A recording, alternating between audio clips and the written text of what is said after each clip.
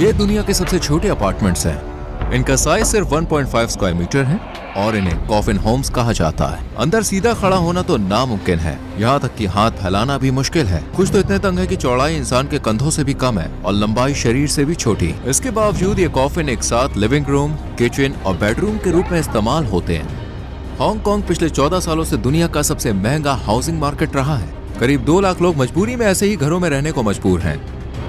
ये दुनिया के सबसे अमीर शहरों में से एक है और अब हम देखेंगे कि यहाँ लोग कैसे सरवाइव करते हैं। कुछ लोगों को एक ही कॉफिन में मिलकर रहना पड़ता है और कुछ लोग तो अपने ही कॉफिन होम्स में मुश्किल से फिट हो पाते हैं। इस डॉक्यूमेंट्री में हम एक ऐसे कॉफिन होम में रहने वाले इंसान के साथ पूरा एक दिन बिताएंगे जो पिछले 16 सालों से बेहद खराब हालत में जी रहा है। सबसे पहले हम सबसे ज्यादा कंफर्टेबल कॉफिन होम से शुरुआत कर रहे हैं। इस बिल्डिंग की हर मंजिल पर 20 से 30 कॉफिन साइज छोटे अपार्टमेंट्स बने हैं। मैं यार ठीक से खड़ा भी नहीं हो पा रहा हूँ। ये इमारत पहले ऐसी नहीं थी। बाद में गैर कानूनी बदलाव करके एक ही फ्लोर को 20 से काटकर 2 हिस्सों में बांट दिया गया ताकि ज्यादा लोगों को ठूसा जा सके। इसकी वजह है कि यहाँ सीलिंग की हाइट बेहद कम है। देखिए, एक फ्लोर को 2 हिस्सों में बांटकर 2 लेवल्स बना दिए गए। ये कोको का घर है। वो यहाँ पिछले 10 सालों से अकेली रह रही है। भगवान का शुक्र है मेरे पास खिड़की है। नॉर्मली छोटे घरों में नहीं होती। एक फ्रिज, एक टीवी, बस इतना ही, क्योंकि ये जगह छोटी है। आप ज्यादा चीजें नहीं रख सकते। लगता है कॉकरोच खाने के कुकर के अंदर फंस के उसके अंदर मर गया। मैंने देखा 3 लोगों की उस कमरे में मौत हो गई है। जब ऊपर वाले लोग अपने दरवाजे बंद कर लेते हैं तो ये जानना मुश्किल हो जाता है कि उनकी मौत कब हुई। जब बहुत बदबू आने लगती है तब हम फिर पुलिस को फोन करते हैं। पावर लोड बहुत ही ज्यादा है, इसीलिए आग लगने का बहुत खतरा है। 4 सेकंड्स में हम कॉफिन जाने वाले हैं। वो जेल से भी ज्यादा बुरा है। लेकिन उससे पहले चलिए इन दीवारों के पीछे झांकते हैं। अब हमारे सामने दर्जनों लोग हैं जो सार्डिन मछलियों की तरह ठुसे हुए रहते हैं। 75 स्क्वायर मीटर के एक अपार्टमेंट को 30 कॉफिन साइज यूनिट्स में बांट दिया गया है। इन घरों में ना तो ताजी हवा के लिए खिड़कियां हैं और ना ही धूप आती है और हर एक तंग कोठरी के अंदर एक इंसान चुपचाप डिप्रेशन और एंग्जाइटी से लड़ रहा है। यहाँ 26 लोग रहते हैं और बदबू यहाँ बहुत ज्यादा है। कॉरिडोर इतना संकरा है कि लोग सीढ़ी को ही शू रैक की तरह इस्तेमाल करते हैं। यहाँ लोग ईंटों की तरह एक के ऊपर एक भरे हुए हैं। Hello hello. आप यहाँ कब से रह रही हैं? करीब 6 साल से। ओह, यहाँ पर एक और आदमी भी है।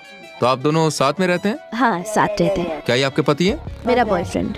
वो ऐसी जगह में रहते हैं जहाँ एक इंसान का भी ठीक से फिट होना मुश्किल है। दीवारों के साथ लगे हुए हुक्स पर कपड़े, बैग और पर्सनल सामान टंगे हुए हैं। सिरहाने का एक हिस्सा ऑल पर्पस शेल्फ का काम करता है, जबकि दरवाजा इलेक्ट्रॉनिक्स और केबल से भरा हुआ है।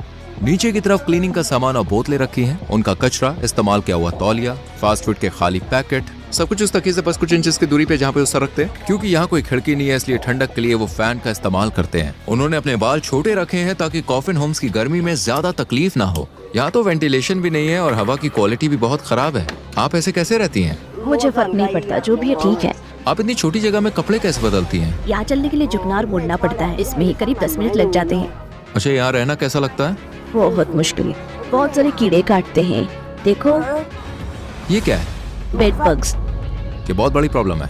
हाँ, मुझे हर जगह काटते हैं, हर जगह। देखो मैंने कितने पकड़ रखे हैं, ये खून चूसते हैं। यहाँ बेड बग्स लोगों को काटकर एनीमिया तक कर सकते हैं। सिर्फ डिवाइडेड अपार्टमेंट्स में ये बहुत ही आम कीड़े होते हैं। एक फीमेल बेड बग अपनी जिंदगी में करीब 500 अंडे तक दे सकती है। यहाँ बेड बग्स है, देख पा रहे हो कितने सारे हैं। मिसली कुछ फास्ट फूड लेने बाहर गई और वापस आ गई। वो एक कुर्सी उठाती है और उनका जो बेड है वो कुछ देर के लिए डाइनिंग टेबल बन जाता है। इन घरों में इंटरनेट, बिजली और पानी जितना ही जरूरी है। ज्यादातर रहने वाले लोगों के लिए एंटरटेनमेंट के नाम पर उनके पास सिर्फ फोन ही होते हैं। अब क्या काम करती हो? पार्ट टाइम क्लीनर हूँ। हर महीने कितने पैसे कमा लेती हो? 650 अमेरिकी डॉलर। इस 1.5 स्क्वायर मीटर का किराया कितना? 320 अमेरिकी डॉलर पर महीना। मतलब आपकी कमाई का आधा हिस्सा सिर्फ 1.5 स्क्वायर मीटर की जगह पर चला जाता है। रहने के लिए और कोई जगह नहीं थी। जो लोग कॉफिन होम्स वाले हिस्से के नीचे रहते हैं वो एक्चुअली में लकी होते हैं, क्योंकि वो लोग उस जगह को स्टोरेज के लिए यूज कर सकते हैं। ये उनका बेस्ट है जो वो कर सकते हैं। वहाँ वो अपने जूते रख सकते हैं, कपड़े टांग सकते हैं, लेकिन ऊपर वाले लोगों के लिए जिंदगी और भी मुश्किल है। उन्हें सब कुछ उसी कॉफिन के अंदर करना पड़ता है। और सब डिवाइडेड अपार्टमेंट में ऊपर वाली यूनिट्स देखने जा रहे हैं। इन कॉफिन्स के अंदर पैर रखने तक की जगह नहीं है। ऐसे ही लोग यहाँ कॉरिडोर पे बैठे रहते हैं। किराए को अफोर्ड करने के लिए लोगों को यहाँ बहुत ही खराब और अजीब टाइमिंग वाली जॉब्स भी करनी पड़ती है। फ्रैंकी चौ रात 9 बजे काम शुरू करते हैं और सुबह 5 बजे घर लौटते हैं। आप क्या काम करते हो? मेटल का काम। महीने में कितनी कमाई होती है? 1250 अमेरिकी डॉलर। यहाँ रहना कैसा लगता है? नहीं नहीं, बिल्कुल नहीं। ये बहुत ही तंग और छोटी जगह है। मेरा सेल बहुत सिंपल है, एक टीवी, बेड, जरूरी सामान, एक कंबल और एक तकिया, बस इतना ही। 10 साल बाद आप खुद को कहाँ देखते हो? तब तक तो शायद मैं मर चुका हूँ। ऐसा मत कहो। ये जगह बहुत तंग है और यहाँ बहुत उमस है। इन ऊपर वाली यूनिट से भी छोटे कमरे यहाँ मौजूद हैं। अब हम एक ऐसे इंसान से मिलने जा रहे हैं जो शारीरिक रूप से अपने कॉफिन होम के अंदर फिट ही नहीं हो पाता। मैं सोच भी नहीं सकता कि ऐसे हालात में जीना कितना मुश्किल होगा। लेकिन वहाँ जाने से पहले हम इस अपार्टमेंट के बाकी हिस्से देखते हैं और समझ में आता है कि यहाँ कोई किचन ही नहीं है। जो लोग बाहर का खाना नहीं खरीद सकते उन्हें गंदे बाथरूम में ही खाना बनाने के लिए मजबूर होना पड़ता है। यहाँ लोग टॉयलेट के पास ही खाना बनाते हैं क्योंकि किचन नहीं है। यही जगह उनका बाथरूम भी है। वो अपने कपड़े भी इसी टॉयलेट के ऊपर टांग देते हैं और इस टॉयलेट पर ढक्कन तक नहीं है। इस शहर में करीब 75 लाख लोग रहते हैं। जब आप हांगकांग को ऊपर से देखते हैं तो आपको जंगल के बीच से उगती हुई बांस जैसी ऊंची इमारतों से भरा एक बहुत बड़ा शहर दिखाई देता है। इस आइलैंड पर बिल्डिंग बनाने के लिए जमीन बहुत ही सीमित है। जगह की इतनी कमी के कारण अजीब और मजबूरी वाले सॉल्यूशन सामने आए हैं, जैसे एक 8 मंजिला पार्किंग गैरेज के ऊपर बनी 10 मंजिला बिल्डिंग। ये शहर पूरी तरह से भर चुका है। अब हम अगले अपार्टमेंट में हैं। ये अपार्टमेंट सीधे बाथरूम में खुलता है। दीवारों से गंदगी टपकती हुई साफ दिखती है। मिलिए जॉन से। उनका दरवाजा खुला रहता है क्योंकि बंद करने पर वो अंदर फिट ही नहीं हो पाते। उस व्यक्ति का बायां कंधा ताबूत जैसे कमरे से बाहर निकला हुआ है। वो एक बड़े शरीर वाले इंसान है और इतनी तंग जगह में रहना उनके लिए बहुत मुश्किल है। यहाँ जिंदगी कैसी है?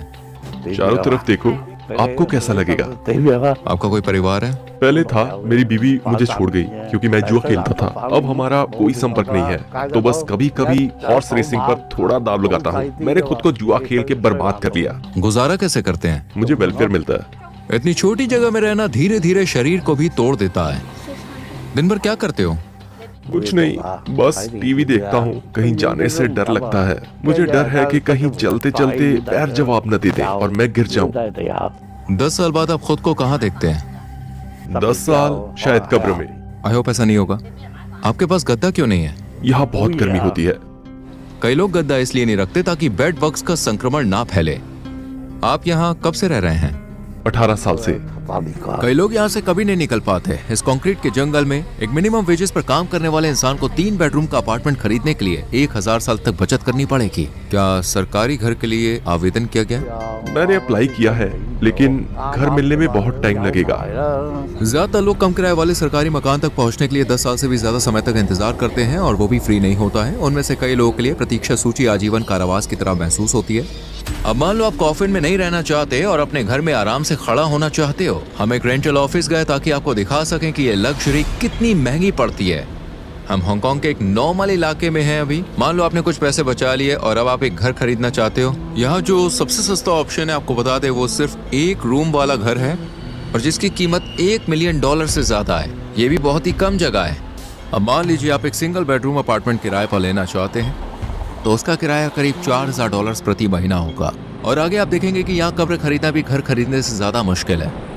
हांगकांग में अमीरी और गरीबी के बीच एक बहुत बड़ा फर्क है। पूरे देश की 10% दौलत के मालिक सिर्फ 75 लोग हैं। जहां बहुत ज्यादा अमीर लोग लग्जरी कारों में घूमते हैं और बड़े बड़े घरों में रहते हैं, वहीं सबसे गरीब लोगों के पास सांस लेने तक की जगह नहीं है। हालांकि यहाँ लाइफ एक्सपेक्टेंसी दुनिया में सबसे ज्यादा करीब 84 साल है। फिर भी बहुत से लोगों को रिटायरमेंट के बाद भी जी तोड़ मेहनत करनी पड़ती है, सिर्फ इसलिए ताकि वो आसमान छूते हाउसिंग खर्च उठा सके, वरना वो जी नहीं पाते हैं। यही वजह की सड़कों पर बुजुर्ग लोगों को कार्डबोर्ड इकट्ठा करते हुए देखा जा सकता है। यहाँ की जो इनकम और इक्वालिटी है वो बहुत बुरी है, जैसे दिन और रात का फर्क।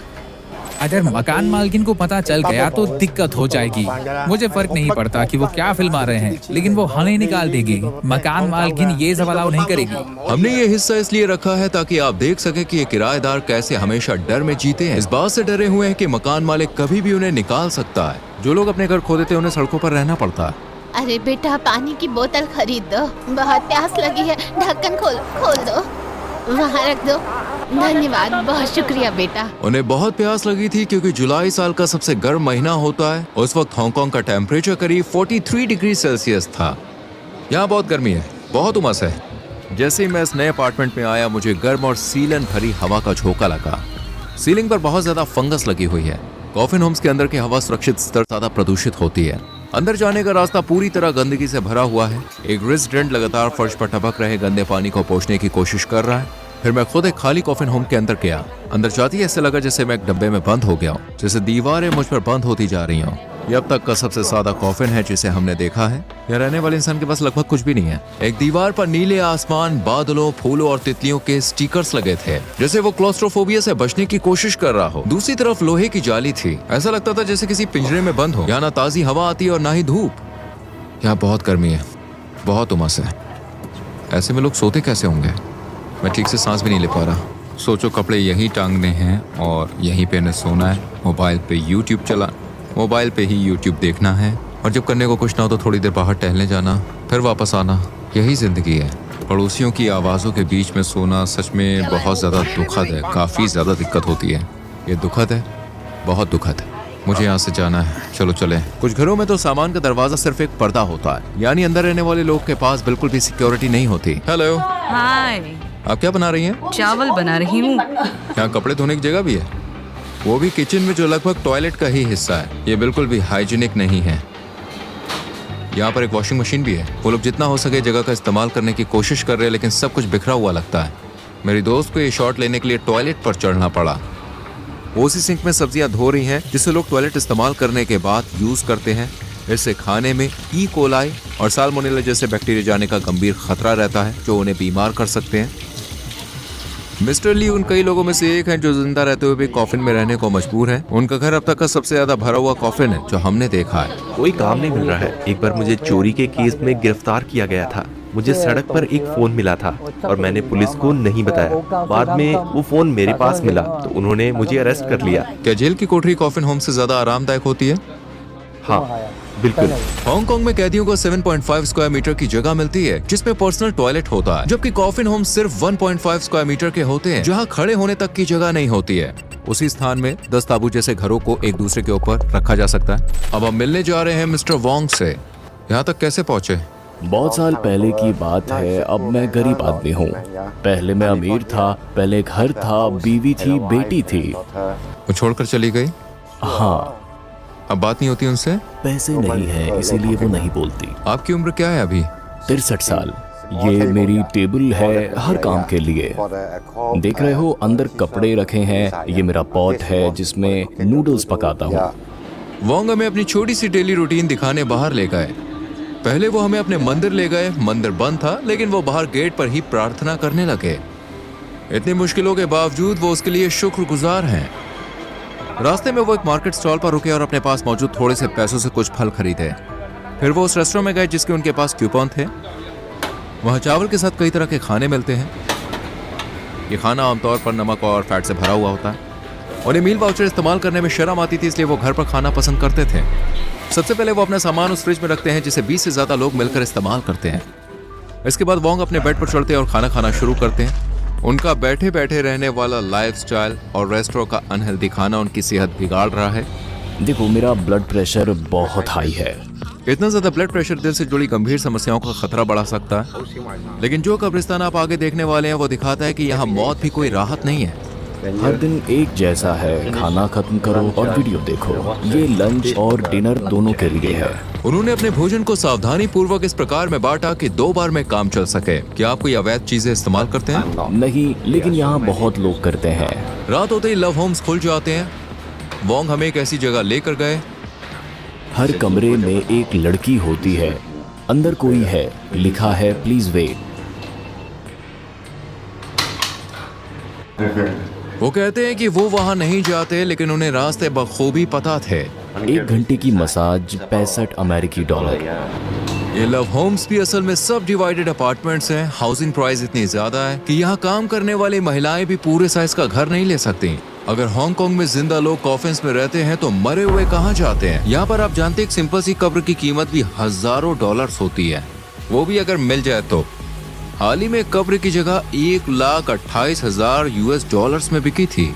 क्योंकि ये सस्ता पड़ता है, इसलिए ज्यादातर लोग कब्र खरीदने के बजाय किराए पर लेते हैं। जगह इतनी कम है कि सरकारी कब्रिस्तान की कब्रें भी स्थायी नहीं होती। 6 साल बाद शव को हटाकर जला दिया जाता है। जगह की कमी के कारण अब दाह संस्कार ही एकमात्र विकल्प रह गया है। राख को छोटे छोटे ड्रॉर में रखा जाता है, एक शू बॉक्स से भी छोटे होते हैं। बिल्कुल इनकी तरह सरकार ने वादा किया है कि 2049 तक हाउसिंग की समस्या खत्म कर दी जाएगी। आज करीब 2,20,000 लोग दुनिया के सबसे अमीर शहरों में से एक हांगकांग में ऐसे भयानक घरों में रह रहे हैं। उन्हें सुरक्षा के लिए नहीं बल्कि अमीरों की नजरों से छुपाने के लिए रखा गया है। वीडियो देखने के लिए थैंक यू। सब्सक्राइब जरूर कीजिएगा दोस्तों। रूही चैनट था यहाँ।